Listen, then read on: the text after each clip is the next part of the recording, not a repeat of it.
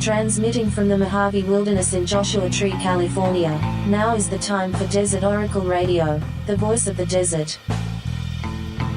Night has fallen on the desert, and I've always been fascinated by people who have a lot of arcane knowledge, a speciality. The woman who knows everything about owls, which requires a lot of knowledge about everything to do with owls and raptors in general, wilderness and farmland, pesticides and climate change, rodents in particular, evolutionary biology, night and day, eyes and optics, multiple detailed levels of local, state, national, and international laws and conventions having to do with owls and all the things that cross over with owls. Forest and forestry, timber and watersheds, light pollution and trail cameras, public databases and private endowments. The owl in folklore and folk song, indigenous and ancient religion, literature and poetry and philosophy and pop culture, the archetype of the wise owl, the wisdom goddesses and their owl familiars. Athena, Minerva, Saint Bridget. That's right. I mentioned Saint Minerva. The white goddess, the essence of true wisdom. The Black Madonna. The great owl eyes that see into the inner soul. Their time of power is dusk. And the Navajo know that the owl is the envoy between worlds. The owls are not what they seem. And yet they are exactly what they seem. Creatures of mystery, even when you're an expert, even then. You are out in the night squinting through military goggles to get a clumsy glimpse of what the owl sees with perfection and clarity and high-speed processing ability. Highly specialized, totally intuitive.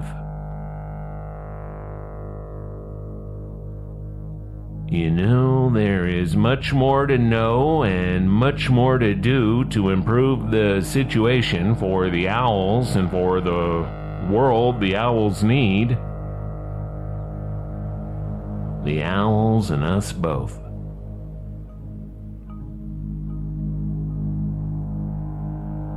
And so you keep at it.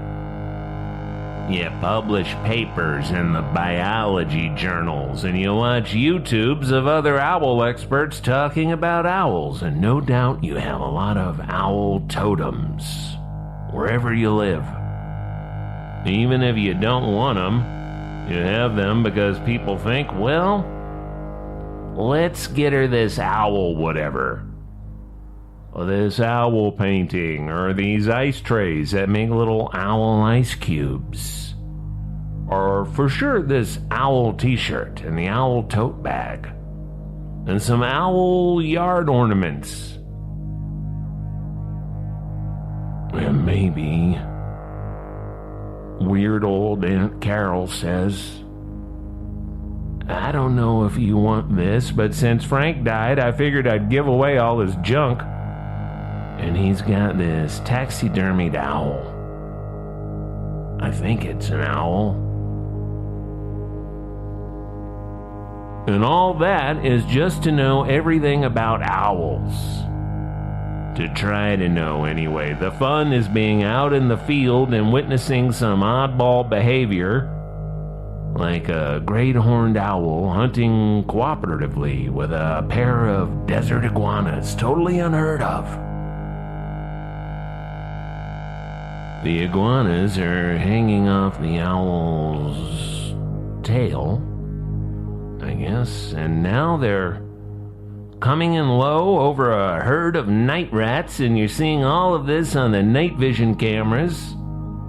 8K, well, they can get 6 or 10 rats at a time like this, so it's much more efficient, time-wise. Now, the iguanas don't eat live rats, so there's apparently a barter system, because what the desert iguana really does eat is its own crap. I mean, you can look it up. The desert iguana eats fecal pellets of its own species, which aids in the digestion of plant cellulose by establishing the proper gut fauna. Whatever, respect the kink. So the owls, well, they have some system whereby they collect the iguana crap when the iguanas aren't looking or otherwise occupied, and then, well, nobody knows. Nobody knows how they communicate. Perhaps they've learned each other's language, as so many of us have done with dogs or whatever. Ravens. Babies. You ever hear some parents and their new baby is just jabbering a bunch of horrific sounds? Like you don't know if it's hurt or what? If something clamped onto its foot, and the mother will say, "Oh, that just means he wants the iPad." Really? But they figured it out. They figured out if you give the baby the iPad, it'll stop making that sound. Is this comprehension of another language or just a mutual Pavlovian reinforcement? We used to say, don't give the baby the iPad, it'll wreck the baby's brain. But we finally quit saying that, because it's all most of us do anyway. The baby is now being prepared for a lifetime of looking at a phone, looking at a screen, looking at the TV. So, like Generation Z right now, that baby will grow up to hate the terrible, banal, backwards world the old people created. The world of contact tracing shopping screens in everybody's hands all the time, and we even pay for it. We pay for the privilege. We've come to a weird point in time when we wait for some external entity to tell us what to do, tell us what we're allowed to do. Give us a job and then take it away again. Give us health insurance or a place to live and then take that away. Give us a little bit of liberty and a whole lot of death, hard and mean.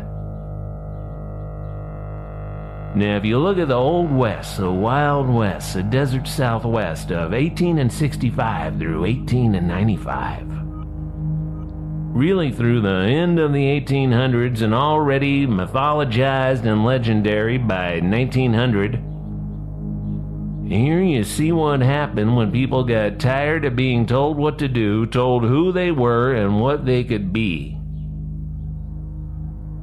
In the movies, the cowboys are usually tall white dudes like Gary Cooper.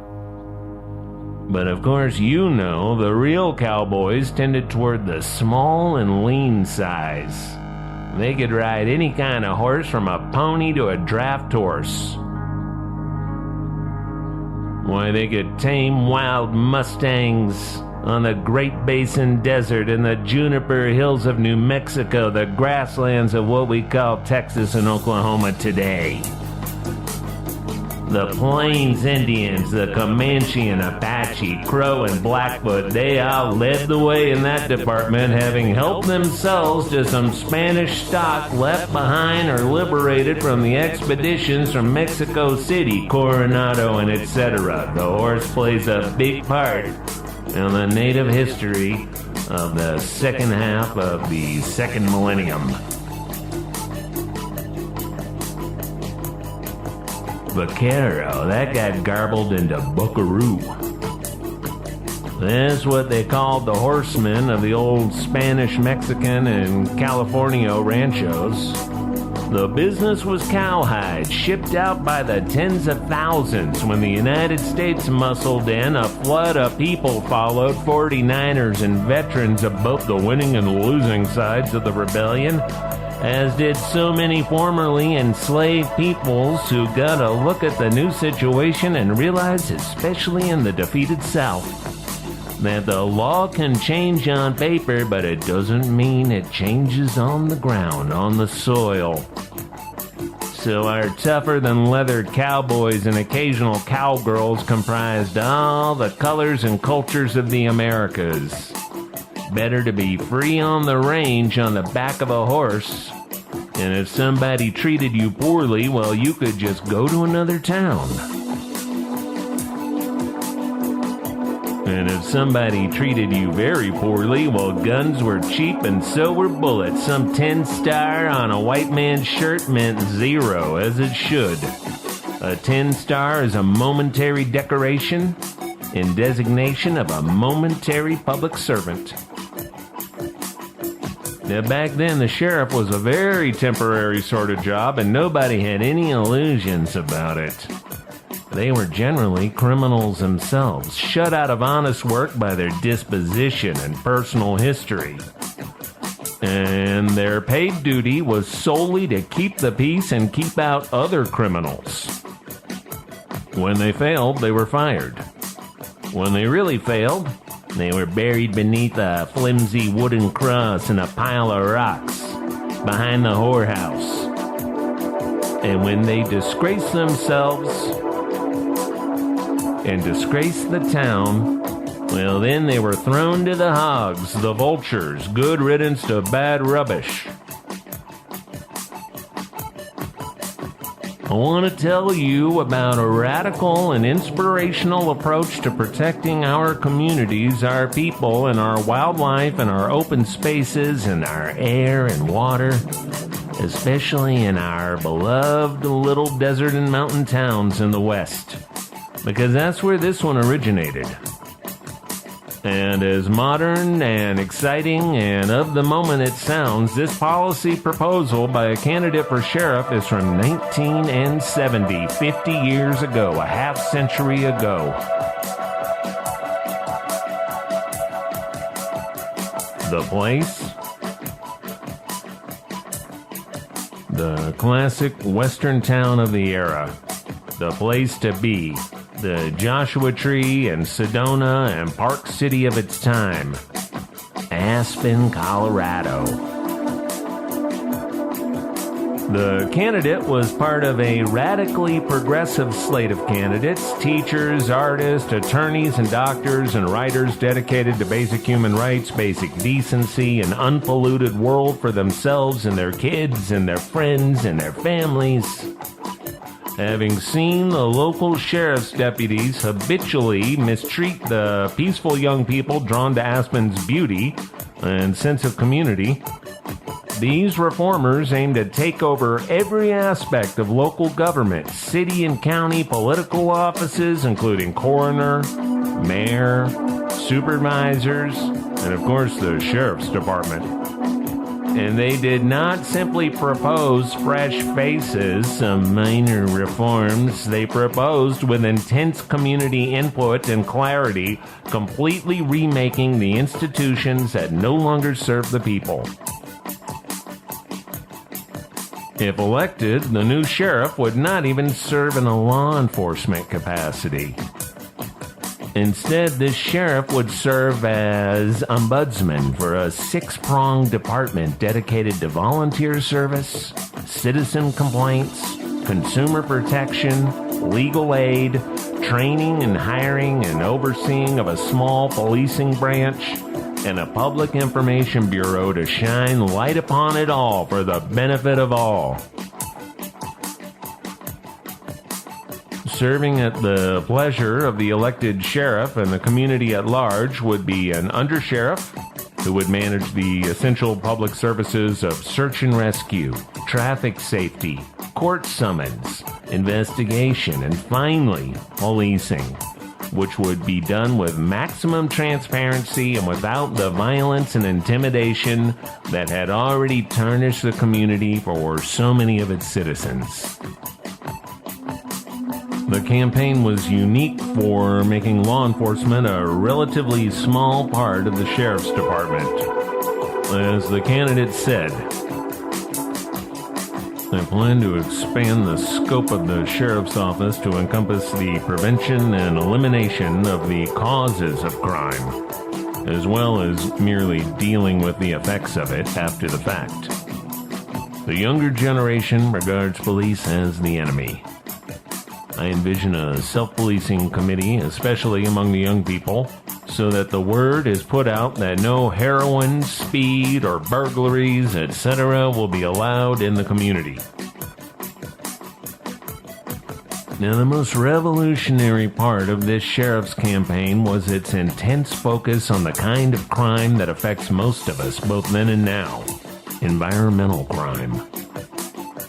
Take a look at the death tolls in this rotten pandemic we're in. Black Americans are far more likely to die from COVID-19 than white Americans. In some communities, black people are dying 2 to 3 times more often from the same virus. Latino communities are hit hard too, because these communities are so often the poor communities, the black and brown neighborhoods, because of a system that's rotten from the fish head down. Poor health, often non-existent medical insurance, run-down neighborhoods with the dirtiest air, the unsafe drinking water supplies, low income, high unemployment, no Whole Foods or farmers markets, redlined out of home ownership, redlined out of park budgets, city landscaping, proper school facilities, color lined right out of blue skies and green belts. This is the environmental apartheid of America. Crimes against our environment rank as high crimes against people. Law enforcement must detect both. This new sheriff's department would have environmental law deputies with environmental science backgrounds. They would travel not with an arsenal of human-killing weapons, but would test for soil, water, air, maps, cameras for the prosecution of illegal dumping, poisoning of streams and sky, poaching of wildlife, and clearing of timber. If you're thinking, well, we already have people to investigate and prosecute such things, first of all, we did not in 1970. The Federal Clean Air Act, Clean Water Act, Endangered Species Act, and other such green legislation, all still a couple of years away. Even the Environmental Protection Agency would not be chartered until the end of that year, December of 1970.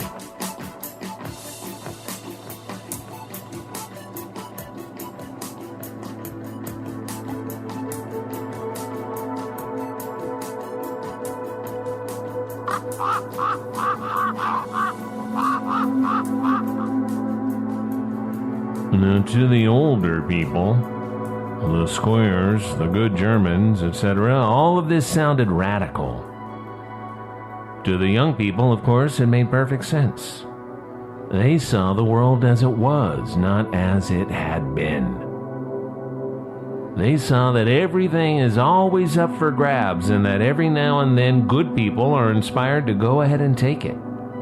Not for riches, not for power over oppressed people in their communities, but to spread it around, give it back, make it safe, make it a public good, the public good.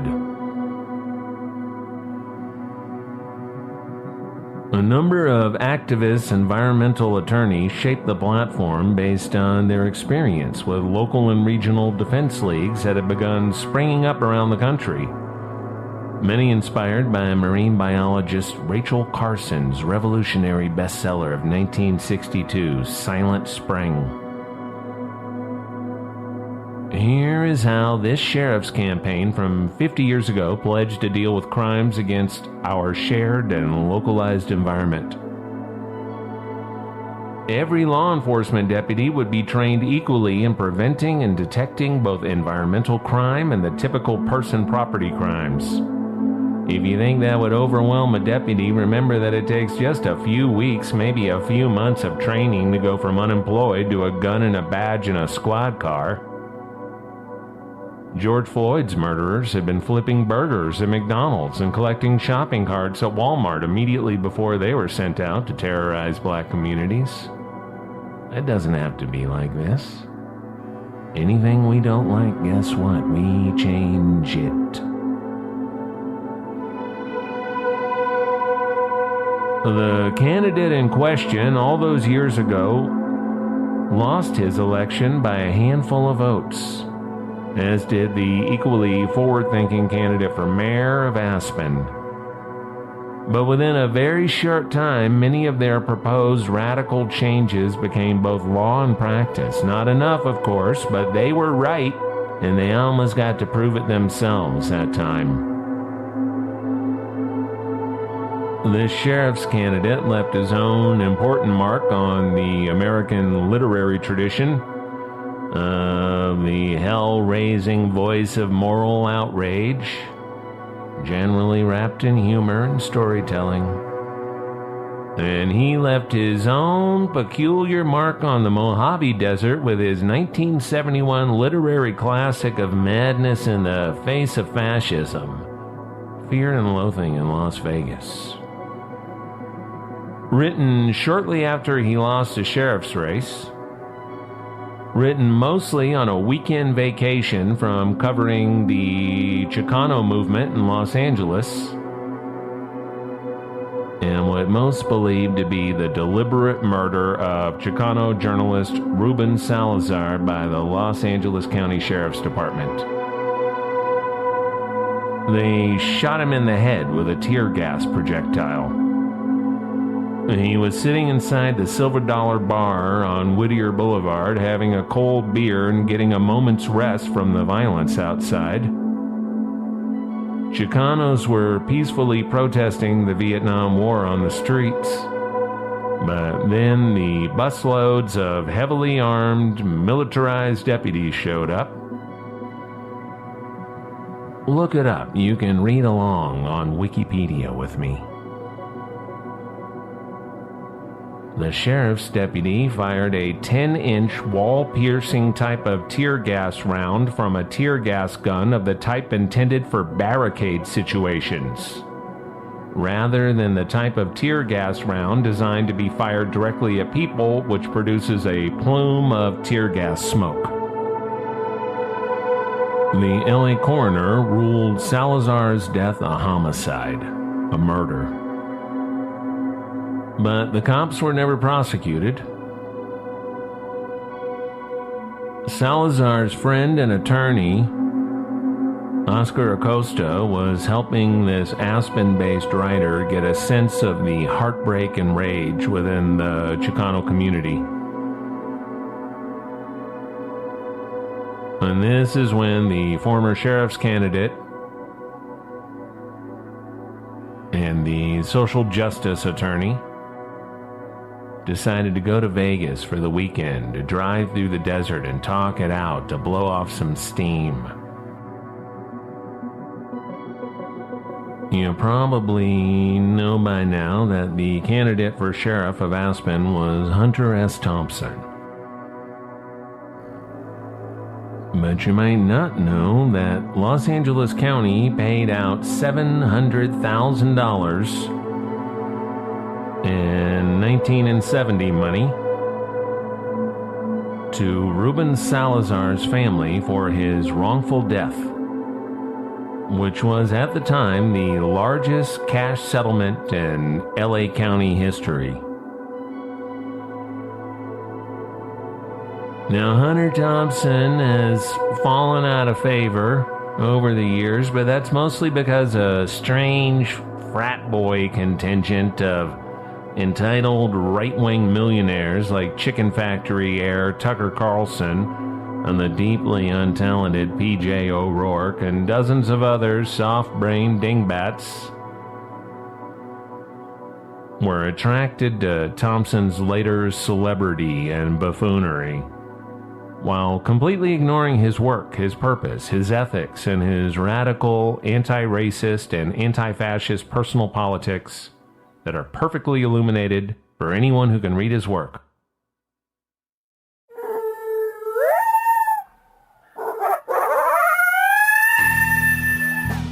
But that's the past, and while the past is how we got here, it only controls the present if we let it. If we say, oh, it's always that way, oh, young black and brown men are routinely slaughtered by a lawless brotherhood hiding behind a badge and a gun in the lion's share of our local budgets. The money that should be going to our schools, daycare, parks, libraries, health clinics, job training, the environmental and social work of putting up solar panels on rooftops, building homes for the homeless, making parks out of dirty vacant lots abandoned by the real estate trusts. If we say it's always been that way, and we can't change it, then we're not going to change it. But if we change it, we will never run out of good things to do with the money that pours into the secretive, violent forces of our towns, cities, and counties. So I want to put a bug in your ear if I can. Get your phone or get on your computer and find out when the primary elections are coming up for all the local and regional offices where you live. Not just this year, but next year, the even-numbered years cycle. Look ahead a little bit. There's always elections coming up. You want to quit giving the school budget to the police? Most school board seats, especially out here in the small towns, are decided by a handful of votes. You got enough friends on Facebook to win a school board race. And no, you don't need any more education or credentials, and you need to become a cop, which is to say none, zero. How about running for town council, the board of supervisors, the water district, the library board? How about running for sheriff? Give that money to the kids, to the grandparents raising toddlers because the mother has to work night shifts at the Walmart. For scholarships to keep any kid who wants to go to community college in community college until they can transfer if they want to a 4-year or get the 2-year degree and get good, meaningful, full-time work with vacation and benefits doing something that needs to be done. Summer camps for kids, trail building for the parks, work on windmills and solar power, retrofitting public buildings and water supplies to make them clean and safe. I mean, the sky is the limit. You can do it. Don't take any guff from these scum. As Hunter Thompson would say, take charge. If it's broke, fix it. Thanks for listening, and good night from the voice of the desert.